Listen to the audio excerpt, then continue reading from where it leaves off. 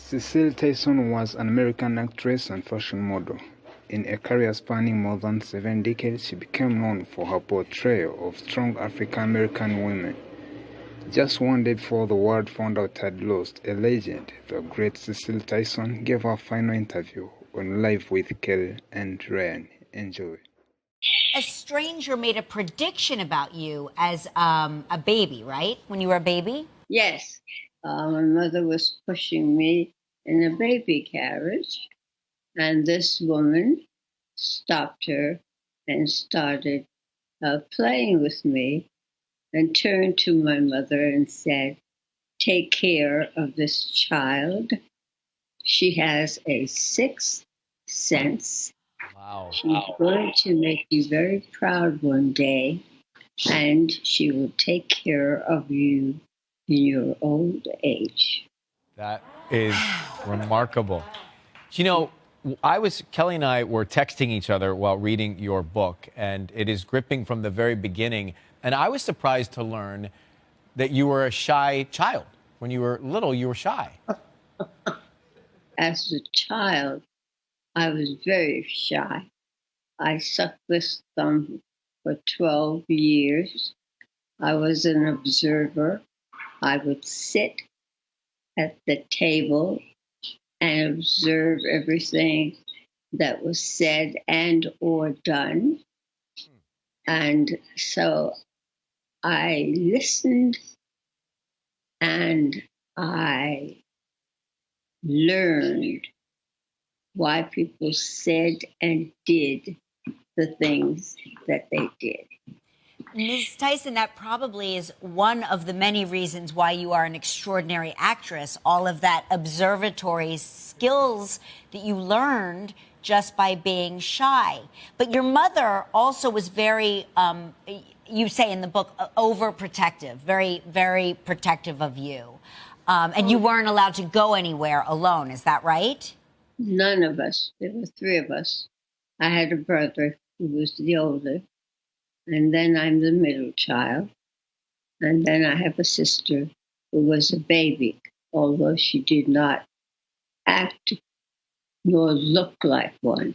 She always treated me like I was the baby in the family. My mother was very protective of us, and she did not allow us to go any place without her. We spent most of our time in the church. So I took it upon myself, soon as my mother left, I would leave the house, jump on the subway, and go all the way down to 14th Street, which housed a John Wanamaker's department store every Saturday, where they had a concert for little white girls who were dressed in white pinafores and Mary Jane shoes, and or blonde. That there was not one.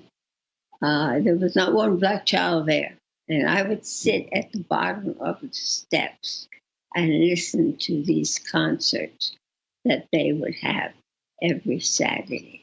And my mother never knew. She had no way of knowing, because I would go as soon as she left and return before she got back. Timing, right? To get that window right. And her siblings did not. Yeah. Your siblings didn't rat turn you you in, right? No, they never did. They didn't know where I went. Right. We're back with Cicely Tyson, legendary actress and now author of the book Just As I Am, a memoir. You were Oscar nominated for your first lead role. Can you take us back to that moment? I never thought that I would be nominated for an Oscar. Never. But I used to view the event every year.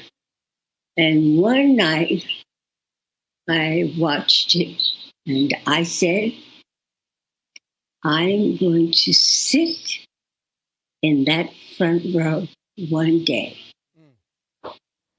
And I certainly ended up doing that for the role of Rebecca in Sound. And you knew that that was the role for you, but they didn't offer it to you at first. Tell us more about that. They said, well, you're too young, you're too pretty, you're too sexy, you're too this, you're too that. And I said, well, I'm an actress. But they still went off and searched in another actress, for another actress, to play the role of Rebecca.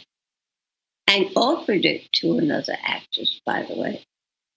But in the negotiations, it fell down. They didn't offer her enough money, and she passed. In the meantime, however, I started working on the role of Rebecca, not the school teacher. And finally, one day, my manager, Larry, came to me and he said, well, someone else got the role. I said, well, it's okay, they can have it. She turned it down. I said, because it doesn't belong to her. It belongs to me. Oh my gosh! I wonder, after the film comes out, you receive an Academy Award nomination. Did you ever hear from her? Oh yes, we were very good friends. Gloria Foster. Wow. Magnificent. But they didn't want to pay her enough money. But I have been an actress my whole career who's never been paid any money because I never really worked for money. Yeah. I worked because there were certain issues that I wished to address about myself and my race as a Black woman. And Ms. Tyson, it is a fact that you were the first Black actress on a daytime soap as well? Yes. Oh, the guiding. You said that your mom, that was your favorite role that your mom loved, right? She loved you on The Guiding Light? My mother was a television junkie for those daylight shows.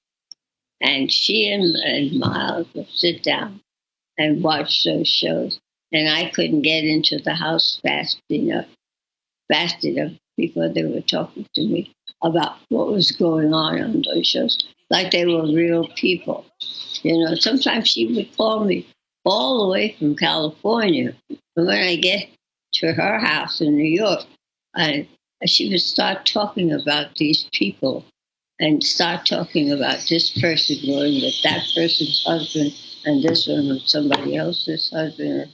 I said, you mean to tell me you call me all the way from California to discuss those things with those people with me? I said, please leave me alone. I mean, that is great. And you turned 96 last month. It's amazing. Kelly and I are wondering, is there a nutrition regimen that you stick to? Is there a certain kind of diet, things that you eat that you love that keep you in such great health? Well, one thing I never did was I never smoked, I never drank, and I didn't do drugs. And when Martin Luther King was assassinated, I was so stunned by that I became a vegetarian. And I've been that most of my life. Wow. Vegetables. Well, it is such a pleasure and a treat to speak with you. Congratulations on the book. It's our honor. We are honored to